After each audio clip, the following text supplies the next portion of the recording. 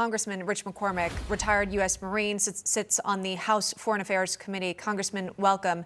Again, when you're taking all of these warnings into consideration, does this indicate a ground invasion by Israeli forces into Gaza is nearing? You know, this is going to happen all over the world. I hate it when this sort of thing escalates. Obviously, this was brought on by an invading force from Gaza into Israel. Israel is going to do what it has to do.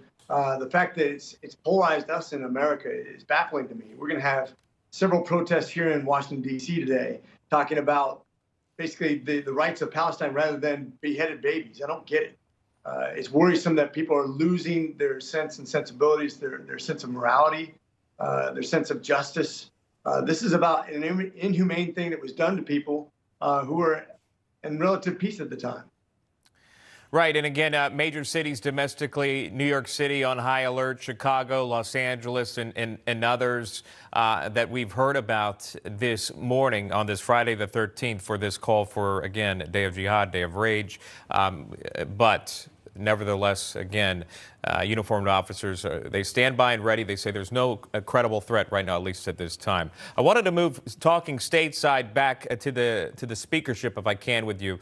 And this has just been back and forth, as you know. Last night, House Majority Leader Steve Scalise making a big announcement regarding his bid for Speaker. Let me play this for the viewers, and then we'll get your response.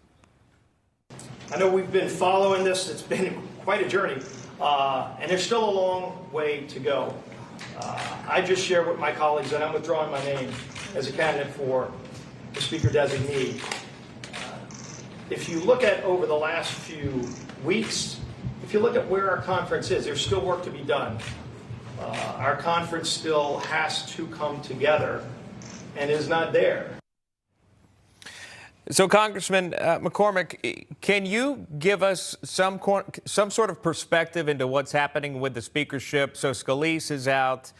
Jordan's name's still in the ring. We don't know about McCarthy if he comes back. It's possible to keep the pro tem in place.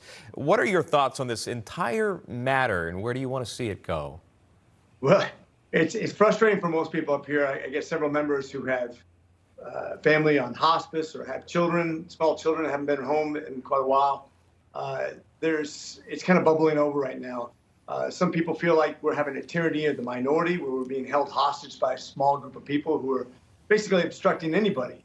And quite frankly, this is the maddening thing. We made rules to make the speakership less powerful. We as a conference have to deal with each other.